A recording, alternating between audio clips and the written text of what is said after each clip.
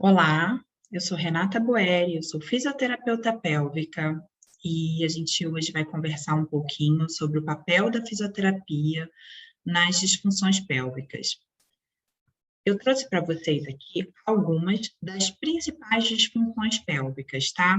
E qual é o papel da fisioterapia na abordagem e no tratamento delas, tá?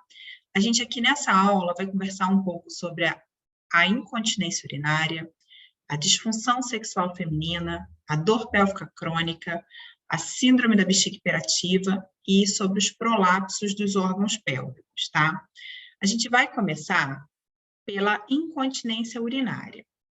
A gente vai falar sobre a incontinência urinária de esforço. O que seria a incontinência urinária de esforço? Seria qualquer perda involuntária de urina durante um esforço, uma atividade física, um espirro, uma tosse. Não é para acontecer perdas urinárias, tá? Apesar da incontinência urinária ser algo muito comum, não é algo normal. Então, durante uma atividade física, uma atividade de alto impacto, por exemplo, uma aula de crossfit, ou durante uma corrida, ou no momento de uma tosse, de um espirro, não é para acontecer perda urinária. Qualquer perda involuntária, sem que você queira, de urina, já é caracterizada uma incontinência urinária de esforço. A incontinência urinária de esforço, ela, na maioria das vezes, ela se dá pela perda de suporte da musculatura do assoalho pélvico, tá? Ela está diretamente relacionada a doenças que ocasionem tosses crônicas, por exemplo, as pacientes asmáticas, as mulheres fumantes, elas têm uma tendência maior a ter perda urinária, tá? Ela está relacionada à obesidade, a traumas pós-partos, ela está relacionada à gestação, à menopausa.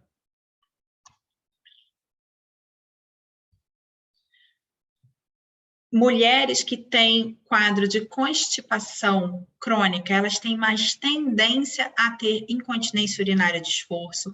Esse intestino cheio pesando sobre a bexiga faz com que essa bexiga fique mais pesada e essa distribuição de peso se projete todinha em cima desse assoalho pélvico, então, ali aquela região de baixo ventre, ela fica mais pesada, e o assoalho pélvico, especialmente nas mulheres, ele funciona como se fosse uma rede de sustentação.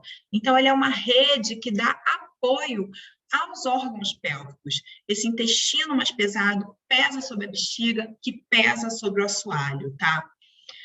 Trabalhos, atividades laborais pesadas, que exijam que essa mulher carregue peso.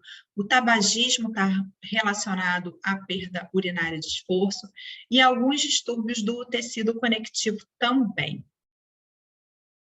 Existem alguns fatores de risco. O que causa a incontinência urinária de esforço?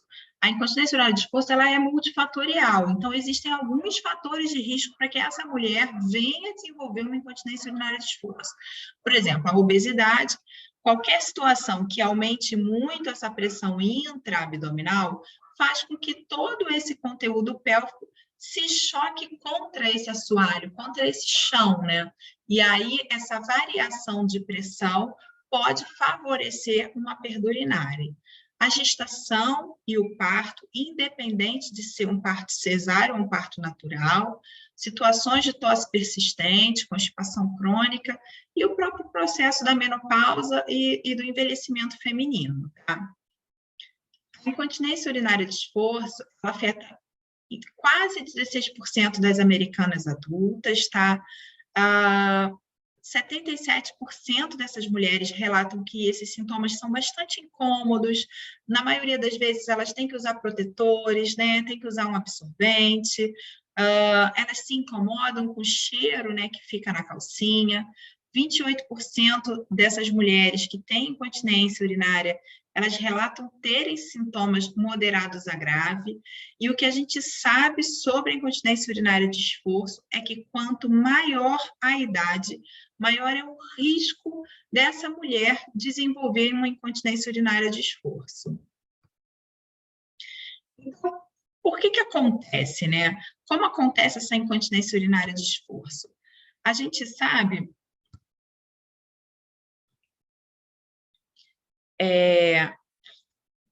aqui está uma fisiopatologia normal de uma bexiga.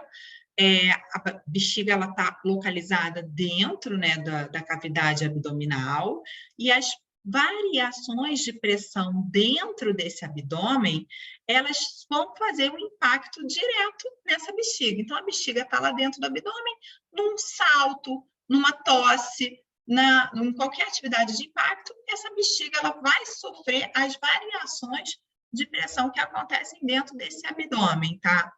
E aqui estão os músculos do assoalho pélvico, né, o nosso esfíncter externo, que esses músculos eles têm que ser capazes de conter qualquer variação de pressão que aconteça aqui em cima.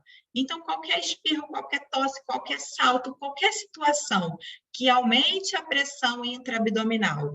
Essa pressão intraabdominal ela é transmitida para a bexiga, então você aumenta essa pressão intravesical.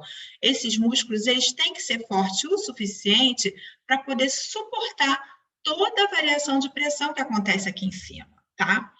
E na incontinência urinária de esforço, o que acontece? Esse aumento de pressão intraabdominal transfere para essa pressão intravesical e aqui embaixo os músculos não são capazes de conter. A pressão intraabdominal supera a pressão de fechamento dos músculos do assoalho pélvico. E aí as perdas acontecem. Então, aqui embaixo temos os músculos do assoalho pélvico, os músculos do ânus e da vagina. Aqui temos a bexiga, dentro do abdômen. Durante uma tosse, um espirro, um salto, qualquer atividade que aumente a pressão intraabdominal, essa bexiga ela vai sofrer variações. Se esse assoalho pélvico está forte, suficiente, ele não permite que essa bexiga saia dessa zona-alvo de continência. Agora, se esse assoalho pélvico está enfraquecido, está sofrendo injúrias, por exemplo, como tosses crônicas, como partos, como obesidade, essa bexiga, quando acontece uma tosse, um espirro, qualquer variação de pressão intraabdominal, ela sai dessa zona-alvo de continência e ela acaba vencendo a pressão de fechamento desse assoalho. Aqui fica uma pressão maior do que aqui. E aí essa perda urinária acontece, tá? Então, qual é o objetivo da fisioterapia quando a gente está diante de uma perda urinária aos esforços? Fortalecer esses músculos do assoalho pélvico. Para isso, a gente pode lançar mão de inúmeros recursos. Afinal de contas, a fisioterapia ela não se limita a apenas um recurso, ela é um somatório de recursos. Então, a gente pode lançar mão de eletroestimulação, o TEMAP, que é o treinamento da musculatura do assoalho pélvico, a gente pode lançar mão de cinesioterapia, a gente pode lançar mão de biofeedback, por exemplo. O treinamento da musculatura do assoalho pélvico, ele é hoje, padrão ouro para tratamento da incontinência urinária de esforço. Ele tem nível de evidência A, então, por exemplo, quando você está diante de uma queixa de incontinência urinária de esforço, deve-se, preferencialmente, sugerir fortalecimento da musculatura do assoalho pélvico para essa paciente antes de propor a ela qualquer outro tipo de tratamento. É importante que essa paciente ela tenha uma contração consciente dessa musculatura. E aí a gente começa a favorecer esse fortalecimento dessa musculatura, que pode ser de forma assistida ou não. No entanto, os estudos que nós temos falando sobre fortalecimento de assoalho pélvico sugerem que quando a gente faz os TEMAPs de forma assistida, né, junto com um fisioterapeuta, orientada, mostra-se bem superior às mulheres que só recebem orientação e realizam esses exercícios de forma não assistida. E a posição que você vai realizar esse treinamento da musculatura pode ser qualquer uma. Você pode realizar deitada, sentada, de pé. Existem alguns gatilhos, né, alguns pontos importantes que a gente tem que priorizar nesse treinamento da musculatura do assoalho pélvico, que seria o the neck, que também é chamado da pré-contração, que é uma contração realizada antes de situações que favoreçam essa pressão, esse aumento de pressão intraabdominal. O que seria isso? Essa mulher aprender a contrair o assoalho pélvico antes de tossir, contrair o assoalho pélvico antes de espirrar, contrair o assoalho pélvico antes de dar um salto. E o quick flicks, que seriam contrações rápidas e repetidas dos músculos do assoalho pélvico, que favoreceriam a inibição da contração do músculo da bexiga, que é o músculo detrusor, tá? Até que essa paciente tenha condições adequadas de caminhar até um toalete. O quick flicks, ele acaba sendo importante quando a gente está diante de quadros de bexiga hiperativa, que a gente já vai ver esse tópico daqui a pouquinho. Para uma incontinência urinária de esforço, a gente prioriza só o the neck, tá? Que seriam essas pré-contrações. Então, é importante que a gente ensine essa paciente a contração correta desse assoalho pélvico, mas que a gente também ensine essa paciente a ter, no começo, de forma pensada. Ela vai ter que pensar para contrair o músculo antes de uma variação de pressão. Pensar para contrair o músculo antes de tossir, pensar para contrair o músculo antes de se levantar de uma cadeira.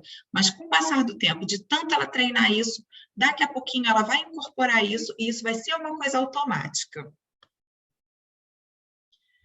Então, como eu já falei, o treinamento dos músculos do assoalho pélvico, ele acaba sendo a primeira linha de tratamento para as incontinências urinárias. Ele tanto é utilizado para você prevenir as incontinências urinárias, como para você tratar as incontinências urinárias. Ele pode ser proposto de forma supervisionada por um fisioterapeuta ou não. Essa paciente, ela pode fazer isso em casa sozinha, tá? E ele pode ser associado ou não a outros recursos. Por exemplo, fazer os exercícios de fortalecimento junto com a eletroestimulação, fazer os exercícios de fortalecimento junto, por exemplo, com uma aula de pilates, fazer esses exercícios de fortalecimento juntos, por exemplo, com uma aula de crossfit. Então, eles podem estar associados a outras situações, tá? Ou associados a recursos. Eu posso fazer os exercícios de fortalecimento associados a um biofeedback, eu posso fazer os exercícios de fortalecimento associados, por exemplo, a um educador, tá?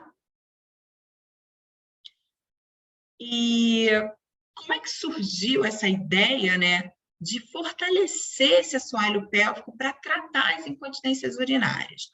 Essa ideia surgiu lá em 1948 por Kegel, e ele percebeu que 84% das mulheres que realizavam exercícios de fortalecimento dessa musculatura melhoravam a incontinência urinária e o prolapso. E ele percebeu que os resultados melhores aconteciam quando o treino era feito de forma individual e supervisionado. E aí foi proposto que existissem programas que incluíssem aumento de intensidade, treino de resistência, volume, frequência, tempo de duração e uma progressão e uma especificidade nesse tratamento. Como eu já falei, o treinamento dos músculos do assoalho pélvico, eles podem ser realizados em qualquer posição, eles podem ser realizados deitado, eles podem ser realizados sentado, de pé. A gente sugere que para uma pessoa começar os exercícios do assoalho pélvico sejam de preferência com posturas antigravitacionais, ou assim, quando a mulher tem bastante dificuldade de percepção, de contração dessa musculatura, eu até prefiro que ela comece deitadinha, virada de lado, porque aí você diminui a ação da gravidade sobre a musculatura abdominal se essa mulher tem bastante dificuldade de contração da musculatura do assoalho, às vezes ela tem uma tendência a utilizar outros músculos juntos, ela tem uma tendência a puxar com o abdômen, a usar a respiração para poder potencializar essa contração, e é isso a gente não quer.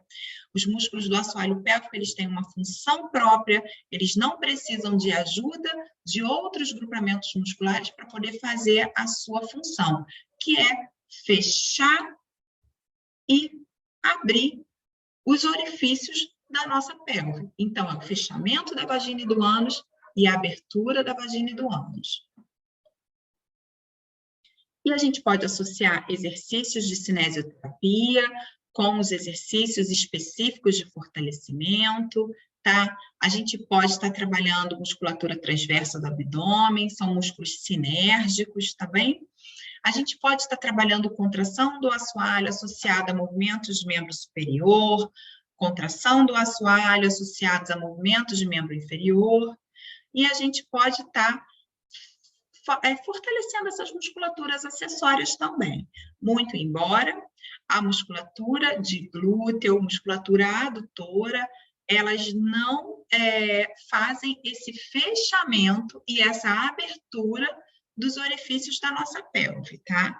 A gente pode até ajudar, a gente pode até associar esse movimento ao movimento de contração e de relaxamento dos músculos do assoalho pélvico. Mas, como eu disse, são músculos que funcionam independente da ajuda de outros grupamentos. Eles funcionam sozinhos, eles têm uma função própria. A gente pode estar lançando mão da eletroestimulação para poder potencializar essa contração dessa musculatura. Então, se num exame físico você está diante de uma mulher que tem pouca percepção dessa musculatura, não consegue contrair adequadamente, a gente pode começar com uma eletroestimulação para essa mulher perceber melhor esse assoalho pélvico, para ela começar a entender como que é o movimento que ela tem que fazer com essa vagina, tá? A gente sabe que a eletroestimulação ela aumenta o fluxo sanguíneo, ela restabelece conexões neuromusculares e ela acaba melhorando essa função da fibra muscular, favorecendo uma hipertrofia dessa musculatura. É sugerido que a gente comece a eletroestimulação em mulheres com grau de força menor do que 1, ou seja, com aquelas mulheres que têm pouca percepção, pouca capacidade de contração. Para o fortalecimento muscular, a gente sugere correntes mais altas, tá? E a gente pode utilizar o eletrodo intracavitário ou eletrodos de superfície coladinhos ali na região em volta da vagina, entre a vagina e o ânus, tá? E aqui a gente utiliza mais, assim, para mulheres virgens ou para situações que o eletrodo intracavitário seja uma questão inviável, tá? É importante que a gente oriente essa paciente a ter um controle do peso. A gente sabe que a obesidade ela se torna um fator de risco para a incontinência urinária e para os prolapsos. É importante a gente incentivar a prática de atividades físicas. No entanto, atividades físicas de um impacto menor, tá? Não é atividade física de alto impacto, porque a atividade física de alto impacto, ela também acaba sendo um fator de risco para você desenvolver uma incontinência urinária de esforço. Importante que a gente oriente sobre bons hábitos alimentares, pois, como eu já falei lá na frente, um intestino pesado, uma constipação, faz esse intestino pesar sobre a bexiga, é mais um aumento de peso ali dentro daquela pelve, né? E, se for necessário, a gente encaminhar essa paciente para uma nutricionista para que ela faça esse controle alimentar de forma adequada, né? Para que a gente favoreça o fortalecimento dessa musculatura do assoalho pélvico, a gente pode lançar mão de dispositivos auxiliares, né? Como eu acabei de dizer mais cedo, a gente acaba associando o movimento de contração com outros recursos, e aqui a gente pode estar lançando mão dos cones vaginais, são bolinhas que são como se fossem halteres, são pesos que essa mulher coloca dentro da vagina e vai fazer as suas atividades normais. Por exemplo, ela pega o conezinho vaginal, coloca dentro da vagina e vai varrer a casa, e vai, enfim, caminhar, vai subir dessa escada, qual é o objetivo da utilização dos cones vaginais? Ela dá um estímulo proprioceptivo. Então, esse pezinho está lá dentro da vagina, conforme ela vai fazendo a movimentação, a tendência desse pezinho é vir descendo. Quando ela sente que esse pezinho vai descendo, por um estímulo proprioceptivo, essa musculatura ela se contrai para não deixar que esse pezinho caia. Então, você acaba treinando esse fortalecimento. A gente pode utilizar educadores, que é uma forma de dar um feedback visual para essa contração de assoalho pélvico. Existem vários equipamentos de feedback visual, por aplicativos de celular, tá? E a gente pode estar utilizando o biofeedback eletromiográfico também em consultório. A eletromiografia, ela capta o sinal mioelétrico do músculo em microvolts, tá? É uma forma de estudar o potencial de ação das fibras musculares quando elas entram em atividade e, a partir dessa captação do potencial de ação dessas fibras musculares, a gente analisar, ver se tem alterações patológicas e quais são as características dessa fibra, se a gente está diante de fibras tônicas ou de fibras fásicas.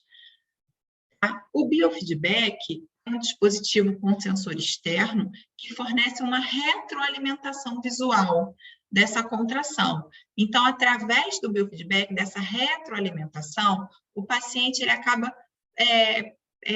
facilitando o controle dessa musculatura, porque ele enxerga o que está acontecendo. A gente tornar visível para esse paciente a contração que ele está fazendo desse assoalho pélvico, a gente acaba fazendo esse fortalecimento de uma forma mais efetiva e até mais prazerosa, porque ele acaba entendendo o que ele está fazendo, porque ele está vendo nos gráficos.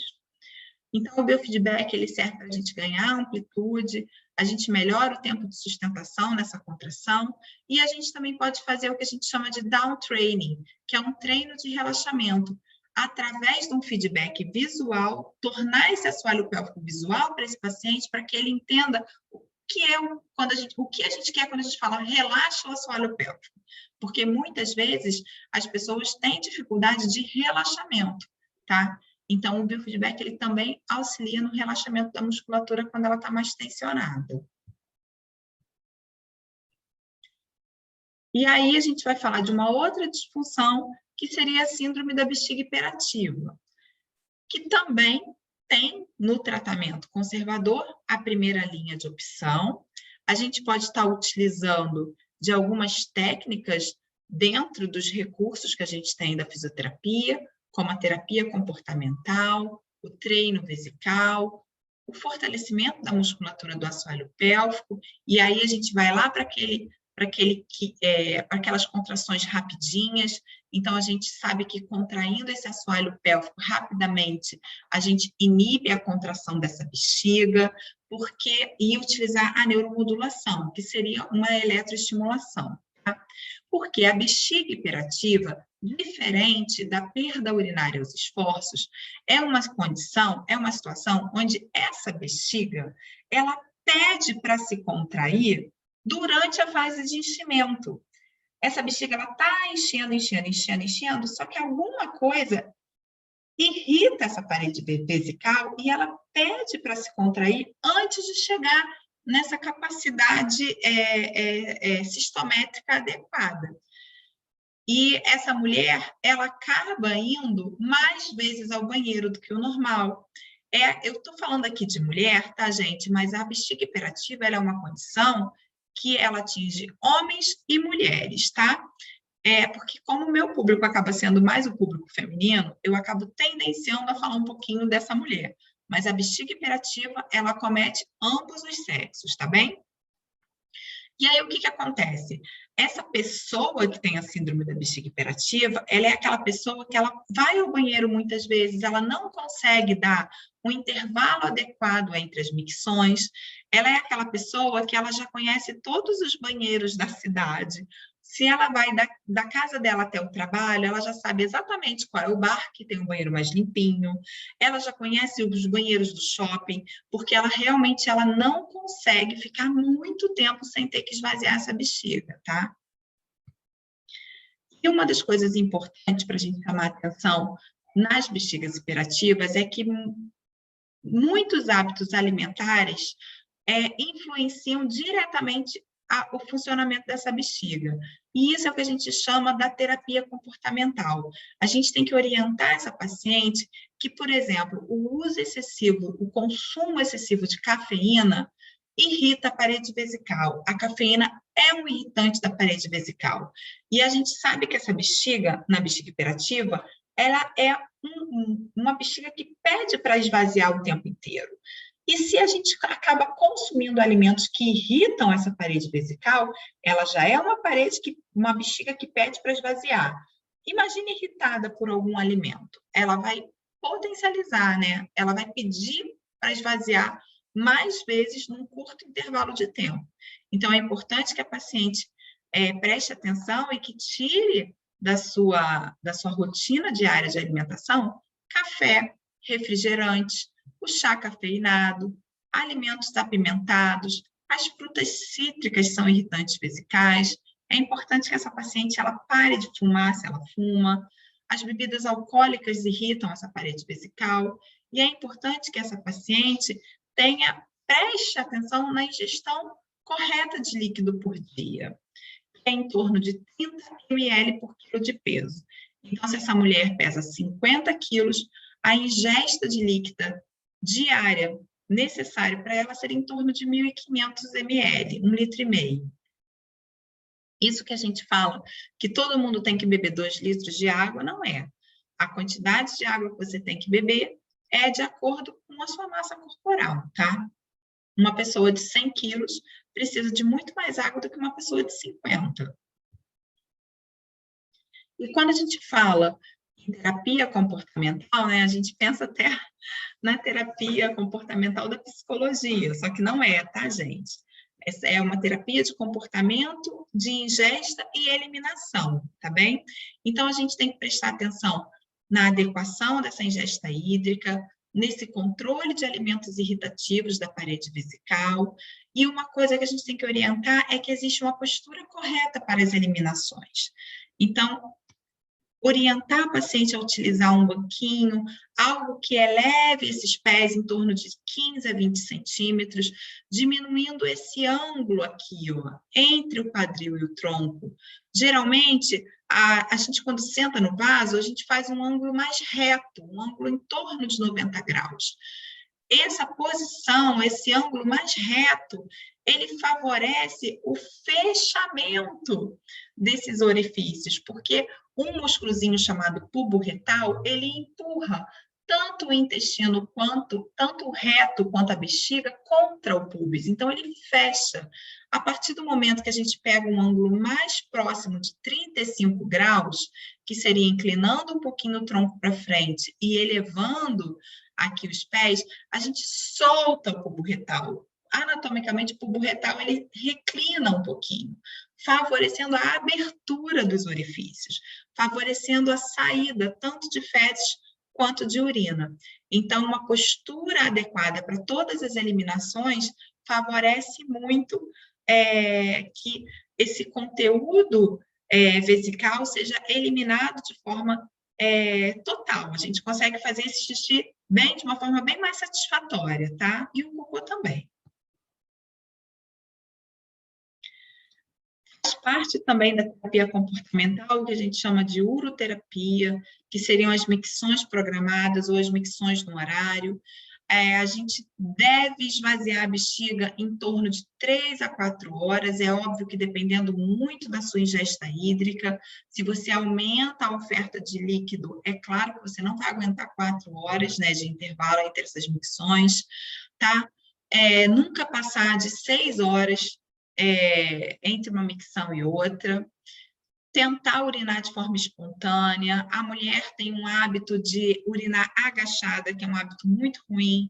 Você faz um relaxamento inadequado da musculatura desse assoalho pélvico, você acaba utilizando prensa abdominal para poder fazer esse esvaziamento. Então, a gente tem que tentar se sentar confortavelmente nesse vaso sanitário, de preferência elevando os pés com um banquinho, que essa urina aconteça da forma mais espontânea possível, sem força, tá? O treino vesical, constitui dessa micção programada. A gente sempre pede para os pacientes com bexiga hiperativa fazerem um diário miccional. O que seria esse diário miccional? Essa paciente, ela anotaria tudo que ela consome de líquido, qual é a quantidade e o tipo de líquido ingerido e o horário. E tudo que ela elimina. Então, toda vez que ela for no banheiro fazer xixi, ela vai fazer xixi em algum medidor, vai olhar qual foi a quantidade, qual foi o horário, vai anotar nesse diário miccional e vai desprezar. Então, vamos supor, uma pessoa acordou às 6 da manhã e a primeira coisa que ela fez foi fazer xixi. Ela vai fazer xixi no recipiente e vai olhar. Bom, exemplo, eu fiz 500 ml de xixi às 6 da manhã. Ela vai lá anotar, 500 ml às 6 da manhã. Às 6h15, ela foi para a cozinha tomar um café. E aí ela vai anotar. Tomei 200 ml de café com leite. E no final de 3 dias, a gente vai, a cada 24 horas, comparando tudo que ela botou para dentro, qual é a quantidade e o tipo de líquido ingerido e tudo que ela eliminou, tá? O objetivo é a gente chegar nesses intervalos de micção mais próximos do ideal e também faz parte do treino vesical o fortalecimento dos músculos do assoalho pélvico. Existe um reflexo, que é o reflexo A3 de Marroni, que quando você faz uma contração dos músculos do assoalho, automaticamente o músculo da bexiga, que é um músculo liso, não, o músculo detrusor, ele faz um relaxamento. Então, para acontecer uma micção, o músculo detrusor, ele se contrai e o músculo do assoalho pélvico relaxa. A micção acontece. Terminou a micção, esses músculos do assoalho voltam a se fechar e o detrusor volta a se relaxar. Até que daqui a 3, 4 horas, uma nova micção acontece. O detrusor contrai, aqui abre. Terminou a micção, aqui fecha, aqui relaxa. O que é preconizado quando a gente pede para que a paciente faça a contração desse assoalho pélvico para inibir essa contração vesical. Em casos de bexiga hiperativa, quando esse detrusor pede para se contrair muito mais do que o normal, manter esse assoalho pélvico forte, manter esse assoalho pélvico treinado, vai fazer uma inibição reflexa da contração dessa bexiga, da contração desse detrusor. Então, a gente acaba preconizando o fortalecimento muscular também na bexiga hiperativa, para poder fazer essa inibição reflexa da contração da bexiga, tá? Também é indicado nos casos de bexiga hiperativa que a gente entre com a eletroestimulação. A gente chama, nesse caso, de uma neuromodulação. Seria uma eletroestimulação para a gente poder inibir o músculo detrusor, inibir as contrações desse músculo da bexiga. E essa neuromodulação, ela pode ser realizada através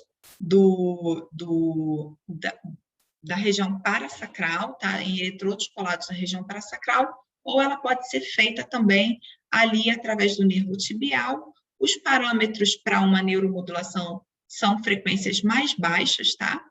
Do que para uma estimulação de contração. Então, se a gente quer estimular a contração, a gente utiliza frequências mais altas. Se a gente quer inibir uma contração detrusora, a gente utiliza frequências mais baixas. E o treinamento da musculatura do assoalho pélvico, ele pode ser realizado de maneira isolada, ou ele pode ser realizado com auxílio do biofeedback e da eletroestimulação. Ele também pode ser utilizado junto com alguma cinesioterapia, junto com alguma atividade que esse paciente vai exercer, tá? A contração dos músculos do assoalho pélvico, ela gera uma inibição da contração detrusora, então ela pode ser utilizada para lançar a mão desse treinamento vesical. E por ser uma coisa tão efetiva, é sempre preconizado esse fortalecimento do assoalho pélvico. Ele acaba se tornando tão efetivo quanto a terapia medicamentosa para a bexiga hiperativa, por exemplo. E o grande benefício do treinamento dos músculos do assoalho pélvico para a bexiga hiperativa quando a gente pensa no tratamento medicamentoso e no tratamento de fortalecimento, é que o fortalecimento muscular não tem contraindicação, né? Então, não tem efeitos colaterais, é baixo custo mínimos efeitos colaterais. Então, sempre pensar no fortalecimento muscular para essas pacientes com queixa de bexiga hiperativa. A gente vai falar agora um pouquinho sobre a fisioterapia nas disfunções sexuais femininas. Esse é um tema que eu particularmente gosto muito. A maior parte das pacientes do meu consultório, elas vêm me procurar por causa das disfunções sexuais femininas. E quando a gente pensa em disfunção sexual feminina, a gente tem que pensar no que a gente chama de dor genitopélvica. Essa dor genitopélvica pode estar incluída ali o vaginismo, a dispareunia e a vulvodínia. O objetivo do tratamento fisioterapêutico nessa dor genitopélvica na penetração é diminuir a dor, promover o relaxamento muscular, melhorar essa coordenação da musculatura do assoalho pélvico, tá? E dar mais qualidade de vida e mais independência a essa paciente. Sempre pensando que essa paciente ela merece ter, né, uma penetração completa e satisfatória. Então, a gente começa qualquer tratamento de disfunção sexual feminina com orientação, tá, gente? Então, a gente tem que explicar para essa paciente, orientar essa paciente como é que são as respostas fisiológicas do corpo dela em relação à excitação. A gente tem que falar um pouquinho sobre conhecimento corporal, mostrar, é importante que essa paciente conheça a sua vulva, pegue um espelhinho, olhar os lábios externos, os lábios internos, onde está o clitóris, onde está a uretra, como que é a sua vulva. Então, assim, esse conhecimento da sua anatomia é importante. A gente tem que conversar com essa paciente sobre a masturbação, entendeu? Esse momento de autoerotismo é importante. Falar sobre fantasias eróticas, isso tudo faz parte do tratamento da disfunção sexual feminina, tá? Eu sempre tento encorajar as minhas pacientes a elas terem uma postura mais ativa em relação à sua própria sexualidade. É muito natural que a mulher acabe falando um pouco menos sobre sexo durante o dia, porque, afinal de contas, para a responsabilidade da mulher fica muito a casa, as crianças. Se você for olhar um grupo de WhatsApp de uma mulher, está falando da creche, do neném que tá com gripe. Olha, gente, teve um caso de Covid na creche. Vamos fazer... tá chegando o dia dos professores. Vamos fazer uma vaquinha para comprar um presente? Né? Geralmente, os grupos de WhatsApp das mulheres, eles são esse tipo de informação mais corriqueira. E aí, em contrapartida, se você vai olhar um grupo de WhatsApp dos homens, o tempo inteiro está chegando um apelo sexual, um assunto sexual, alguma coisa que estimule aquele homem a pensar em sexo, a querer sexo, alguma coisa mais erótica. Então, assim, pensar mais em sexo, falar mais de sexo, consumir até contos eróticos, filmes, leituras mais erotizadas, isso faz com que a mulher se sinta mais à vontade com a sua sexualidade e, consequentemente, que ela fique mais desejante um pouco em relação ao sexo do que a mulher que não pensa definitivamente nisso o dia inteiro. A Planck, em 1978, ela sugeriu que as mulheres com disfunções sexuais, elas exercitassem a sua sexualidade. Então, assim, é importante falar sobre as experiências eróticas, tá? O casal, a paciente ou o casal, se essa paciente ela tem uma parceria, eles devem praticar esse erotismo dentro da sua dentro da sua privacidade. É importante para fortalecer esse relacionamento um pouco de sensualidade, de autoconhecimento, e aí ela sugere como um primeiro passo para que isso aconteça, o que ela chama de foco sensorial, seriam as carícias em todo o corpo dessa mulher. Essa parceria faria carícias em todo o corpo dessa mulher, menos nos órgãos genitais e nas mamas. E aí, numa segunda fase do foco sensorial, os órgãos genitais e as mamas são incluídos nessa carícia. Até aqui não há penetração, tá? E dando sequência a esses exercícios sexuais sugeridos pela Kaplan, a melhora do desejo, ela vem ali com um coito não exigente, tá? É a penetração sobre o parceiro para sentir as sensações. Então, tem uma penetração sem um objetivo de um orgasmo, apenas para sentir essas sensações, tá? Então, o orgasmo aqui, ele não é o objetivo desse coito. E a partir dessa melhora do desejo, aí a Kaplan sugere que comece a uma melhora do orgasmo à penetração, que seria essa manobra da ponte, que seria o estímulo do clitóris durante o coito. Para isso, gente, também se torna importante o treino dos músculos do assoalho pélvico. Então, agora a gente já sabe que o treino da musculatura do assoalho pélvico, ele é importante para prevenir ou para tratar uma incontinência urinária de esforço. O treino dos músculos do assoalho pélvico, ele é importante para a gente tratar uma bexiga hiperativa, né, para inibir uma contração do músculo detrusor, e agora a gente está aprendendo que o treino dos músculos do assoalho pélvico são importantes na nossa sexualidade. Por quê? Quando essa musculatura está fortalecida e está bem treinada, a gente sabe que tem um aumento do fluxo sanguíneo, aumenta essa sensibilidade sobre o clitóris, aumenta a excitação, aumenta a lubrificação. E aí, com esse aumento do fluxo sanguíneo e esse aumento de força dessa musculatura dos músculos do assoalho, a gente melhora as sensações do orgasmo. Então, um músculo do assoalho pélvico bem treinado e fortalecido potencializa a sensação do orgasmo nas mulheres, gerando, assim, muito mais satisfação sexual, tá? Renata, então, o segredo para uma sexualidade saudável é ter músculos fortes? Não exatamente. Se a gente tem músculos com um aumento de atividade, a gente também pode ter problemas. Então, esse músculo, ele não tem que ter somente força, ele tem que ter uma boa função, ele tem que ter uma boa capacidade de contração, mas também tem que ter uma boa capacidade de relaxamento.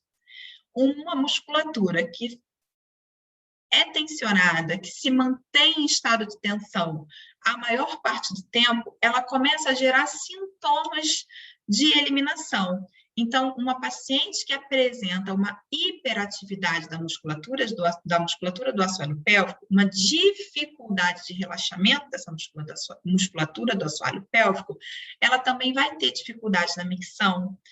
Talvez seja aquela paciente que se queixe de infecções urinárias de repetição, porque na hora de se sentar no vaso para poder fazer as eliminações de forma adequada, ela não relaxa adequadamente essa musculatura do assoalho, essa urina não sai totalmente, ela chega ali em contato com a uretra, mas ela acaba refluindo para a bexiga e contamina.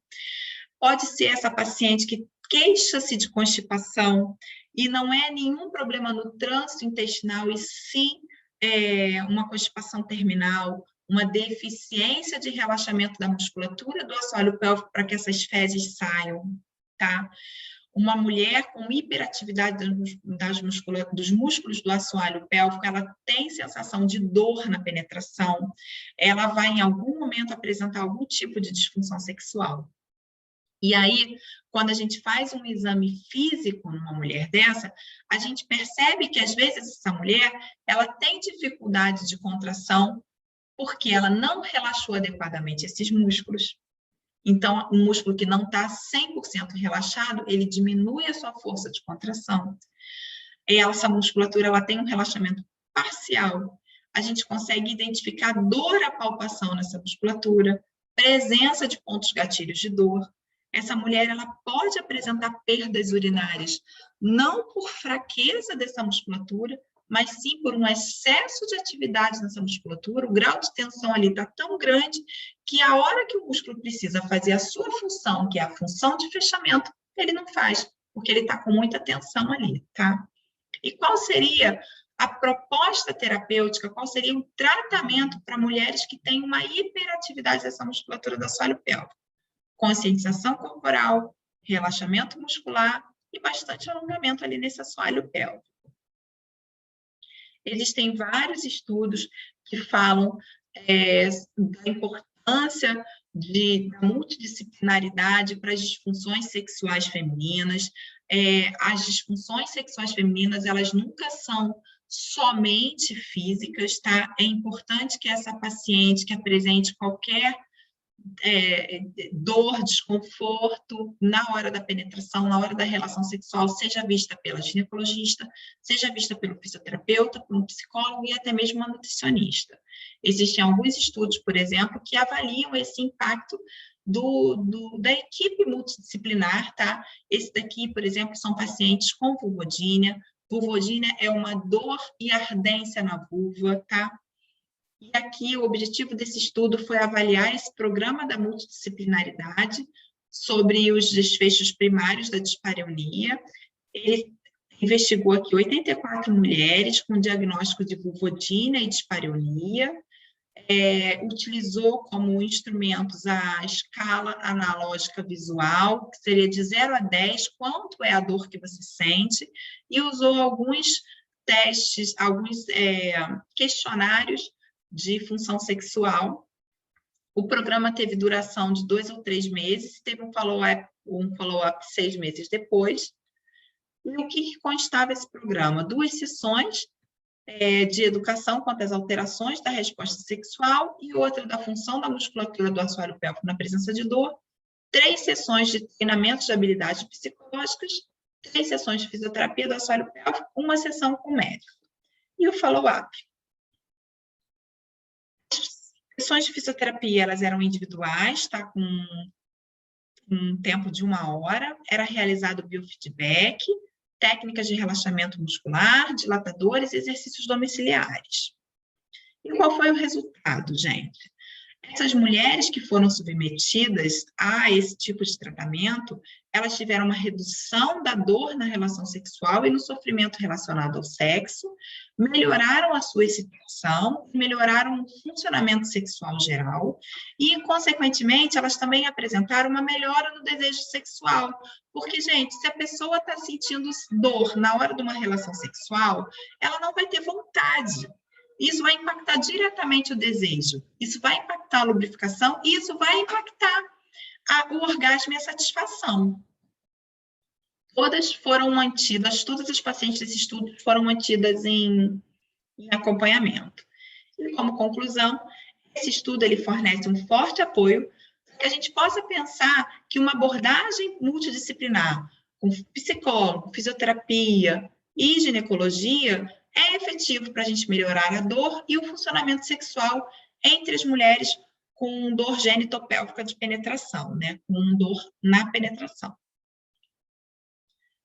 A gente vai falar agora um pouquinho sobre uma outra disfunção pélvica, que seria a dor pélvica crônica. A dor pélvica crônica, ela seria uma dor persistente embaixo do ventre, com uma duração de mais do que 6 meses. Existem alguns autores que sugerem que a partir de 3 meses de dor persistente já é considerada dor pélvica crônica, tá? Geralmente, a dor pélvica crônica, ela também está associada a alterações nas eliminações, e aí a gente volta lá a pensar para que uma eliminação aconteça de forma satisfatória, essa musculatura do assoalho pélvico, ela tem que ter uma boa função, ela tem que ter uma boa capacidade de relaxamento para que as eliminações possam acontecer. E na imensa maioria das vezes, quando a paciente sente dor e tem dificuldade nas eliminações, consequentemente, ela também vai ter dificuldade na penetração, tá? Geralmente, a localização da dor pélvica crônica, ela é ali na região da pelve, abdômen inferior, lombar, ela pode irradiar para a face interna da coxa, região inguinal, ali na virilha, em todo o assoalho pélvico. A dor pélvica de origem miofacial, ela é um componente frequentemente não reconhecido e não tratado na dor pélvica crônica. Quando um paciente chega num consultório queixando-se de dor pélvica crônica, na maioria das vezes, as pessoas, os profissionais de saúde, os profissionais da atenção primária, eles não vão pensar que isso pode ser de origem miofacial, de origem muscular.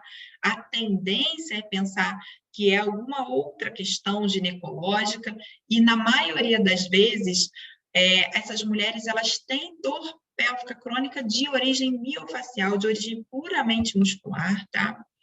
78% das mulheres que apresentam quadro de cistite intersticial ou bexiga dolorosa, elas têm dor pélvica de origem muscular, de origem miofacial. Essa dor pélvica de origem miofacial, ela se refere a uma dor encontrada na musculatura do assoalho pélvico e na musculatura extrapélvica. Na maioria das vezes, essa musculatura extrapélvica é musculatura de parede abdominal, tá? Musculatura de glúteo. Também essa paciente pode ter dor em toda a face de conexão ali desse tecido. A dor pélvica de origem miofacial, ela comete não apenas o músculo, mas o músculo e o tecido conectivo. E o principal indicador que esse paciente tem uma dor pélvica de origem miofacial é a presença dos pontos gatilhos de dor, que são pontos de tensão nessa musculatura. As pacientes que têm dor pélvica crônica, elas têm uma postura muito característica. Então, elas vão fazer um aumento da cifose, elas vão fazer hiperextensão do joelho, elas vão ter ali uma alteração nesse quadril, elas vão fazer hiperlordose. Então, elas geralmente chegam no nosso consultório com essa postura bem característica, tá? E aí começa toda uma desordem biomecânica. Então, para que a gente consiga tratar uma paciente com dor pélvica crônica, a gente tem que olhar essa paciente como um todo, não apenas como uma pelve. A gente sabe que essas pacientes, elas vão fazer desvios posturais, até porque elas procuram, né, uma postura de proteção, elas procuram uma postura antálgica, só que esses desvios posturais, a procura de uma postura de proteção, sobrecarrega essa musculatura do assoalho pélvico. Essa musculatura de assoalho pélvico sobrecarregada, ela altera a função desses músculos, e aí ela gera uma tensão nessa musculatura, nessa articulação e nesses ligamentos, que gera dor. E aí, quanto mais dor essa paciente tem, mais desvio postural ela faz, mais sobrecarga, mais alteração de função, mais tensão muscular, mais dor. E aqui vira um ciclo vicioso, aquele famoso ciclo dor, tensão, dor.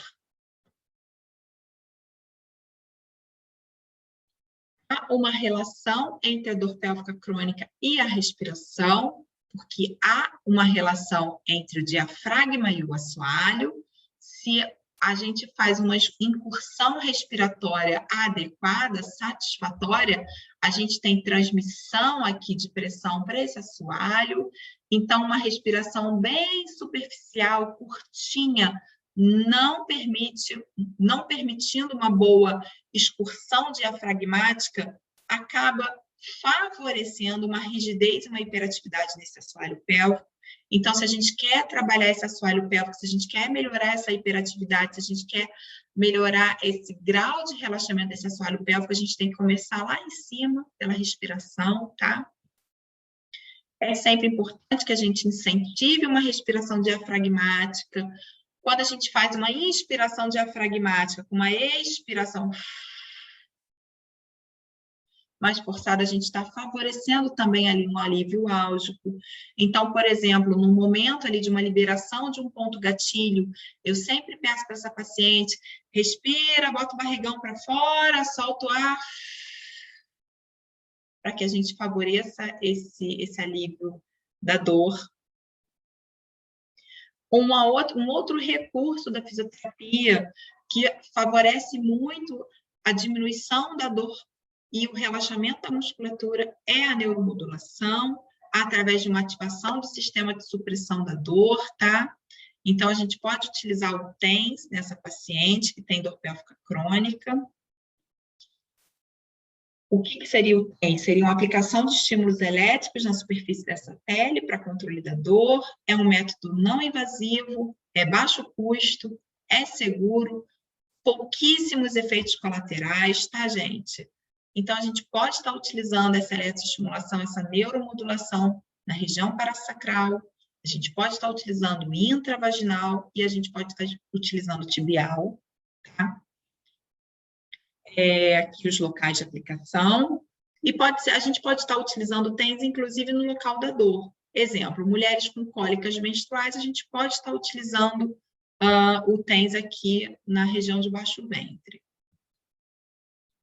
Um outro recurso importante da fisioterapia que a gente pode estar utilizando para mulheres que têm dor pélvica crônica é a termoterapia. A gente sabe que o calor, ele aumenta o suprimento sanguíneo, acelera o metabolismo dessas fibras musculares, reduz essa resistência intramuscular, né? Diminui um processo inflamatório crônico. A gente pode estar utilizando os tubetezinhos de festa infantil para poder fazer uma compressinha de calor ou mesmo de gelo intravaginal. Então, a gente coloca aqui uma água morninha, em torno de 40, 42 graus dentro desse tubete e introduz esse tubete dentro da vagina. Deixa ali em torno de 5 a, no máximo, 15 minutos. Geralmente, eu deixo 10, tá? E aí, essa é uma forma de fazer essa termoterapia na musculatura mais interna, mais profunda desse assoalho pélvico. A gente também pode sugerir que essa paciente faça banho de assento numa água bem morninha, tá? Para relaxar essa musculatura. A gente também pode estar lançando mão do gelo dentro do assoalho pélvico, tá? Diminui essa velocidade da condução nervosa, diminui a dor, melhora essa liberação de endorfina, diminui a atividade do fuso muscular e acaba promovendo também um relaxamento muscular. A gente também pode utilizar o gelo bem picadinho, a gente bota num paninho de prato, martela, faz aquela farofinha de gelo, coloca dentro do tubete e coloca o tubete dentro da vagina. Tá? Bolsa de gelo no assoalho pélvico, às vezes a paciente se queixa. Bolsa quentinha é mais confortável de botar no assoalho pélvico do que bolsa de gelo. Tá? Na maioria das vezes, a paciente prefere o gelo no tubete e o quentinho na bolsa. A gente pode estar utilizando ali técnicas de pressão unidigital, pegar esse assoalho pélvico, fazer liberação desses pontinhos gatilhos de dor, então palpar toda a musculatura. Se encontrou ali uma musculatura mais tensionada, a gente pode fazer essa digitopressão. Os efeitos benéficos da digitopressão seria a melhora dessa circulação sanguínea, restaurar essa integridade dos tecidos, diminuir essa tensão muscular. A gente pode estar lançando técnicas de terapia manual para tentar diminuir essa dor, melhorar esse espasmo muscular, melhorar o movimento dessa pelve. E a gente sabe que as técnicas de terapia manual, elas têm um efeito nesse sistema nervoso autônomo. Existem os guidelines europeus, eles sugerem que se você se depara com uma musculatura de assoalho pélvico hiperativa, a gente tem que aplicar a liberação miofascial como uma primeira linha de tratamento. Se esse paciente ele tem uma hiperatividade da musculatura do assoalho pélvico, a gente pode estar lançando mão, além da liberação miofascial, o biofeedback como terapia adjuvante, também como primeira linha de tratamento, e ele sugere que quando essa mobilização, essa liberação miofascial dos trigger points falhar, a gente pode usar o agulhamento, tá? Outro recurso que a gente pode estar fazendo com os pacientes e ensinando que elas façam em casa seria a massagem de TL, que é a massagem da musculatura do assoalho pélvico. Na maioria das vezes, quando a gente está no consultório, a gente faz com esse dedo, mas para a paciente fazer a automassagem, é mais fácil que ela faça com o dedão, até pela questão da posição, né? O dedão apontado para ela, se ela for fazer com esse dedo aqui, ela vai ter dificuldade. Então, essa massagem do assoalho pélvico é uma massagem firme, com uma pressão tolerável, com movimentos perpendiculares às fibras musculares, em semicírculo ou em U. A gente pede para que essa paciente ela faça uma pressão pontual dos pontos gatilhos, então ela vai tentando, na hora de introduzir o polegar nesse assoalho, ela vai vendo se ali tem um ponto gatilho, ela primeiro faz a digitopressão, libera esse ponto gatilho para depois ela começar com a massagem de TL. Geralmente, a gente orienta como se fosse um ponteiro do relógio, então, essa massagem ela vai acontecer entre 3 e 9 horas, tá? Até porque aqui para cima a gente tem a uretra, a maior parte do grupamento muscular ele está aqui entre a vagina e o ânus, então, essa paciente vai introduzir o dedão na vagina, vai fazer esse movimento em lua, em meia-lua, e se ela encontrou um pontinho doloroso de dor, ela vai apertar e vai segurar. E ela vai fazer em todo esse sentido aqui do relógio, entre 3 e 9 horas.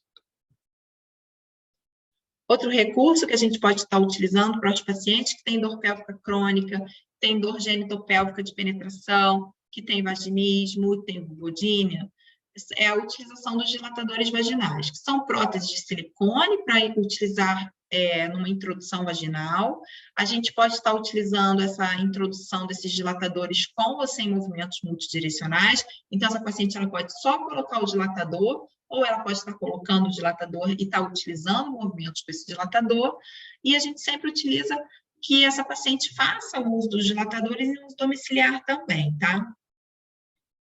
O grande objetivo do uso dos dilatadores é normalizar esse tônus muscular, dessensibilizar essas áreas hipersensíveis, restaurar essa função sexual e a gente vai sempre se preocupar em progredir os diâmetros.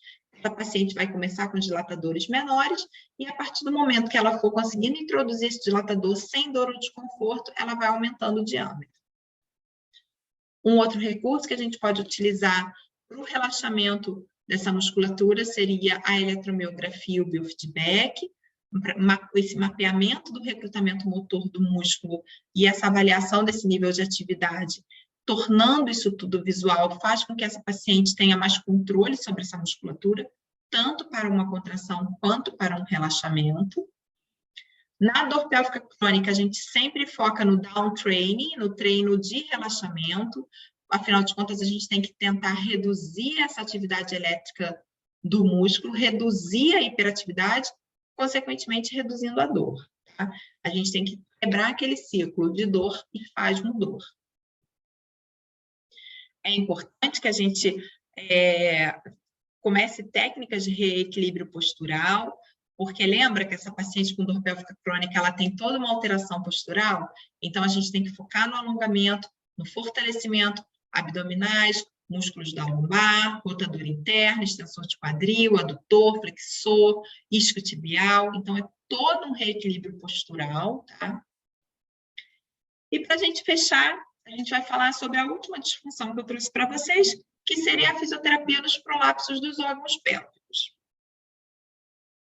O que seriam os prolapsos, né? Seriam as descências, as quedas desses órgãos. Os prolapsos genitais, eles afetam muito negativamente a qualidade de vida das mulheres, eles causam um impacto psicológico, social e financeiro muito importante.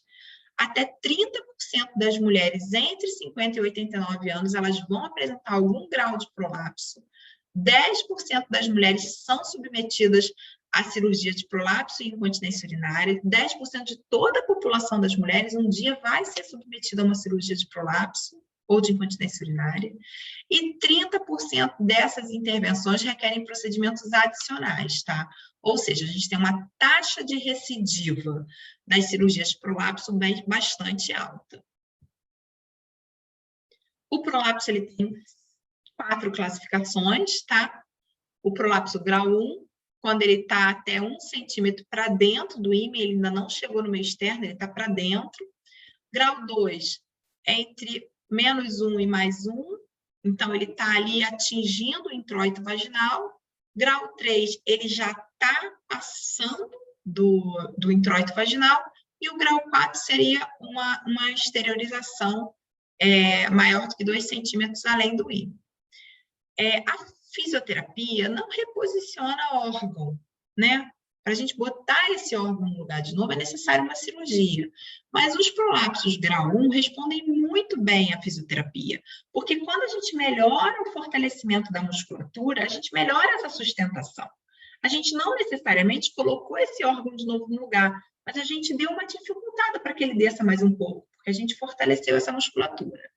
E temos algum grau ali de melhora também nos prolapsos grau 2. Grau 3 e grau 4 é sempre cirúrgico, tá?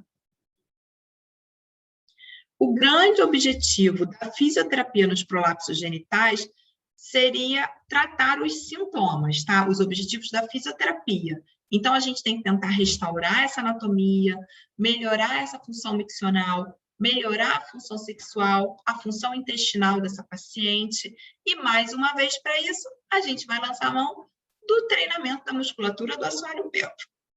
Associada a ela, a gente utiliza muito a ginástica hipopressiva, que foi proposta pelo Dr. Coufrier em 82, tá? Foi a tese do Dr. Marcel Coufrier em 91, que é uma ação reguladora das tensões intrínsecas, músculos conjuntivos e aponeuróticas. Eles têm um benefício principalmente em uroginecologia, para tratar a pitose da parede anterior da vagina. Então, quando essa mulher começa a ter um pouquinho dessa queda da parede anterior da vagina, é indicado que a gente utilize essa técnica da ginástica hipopressiva.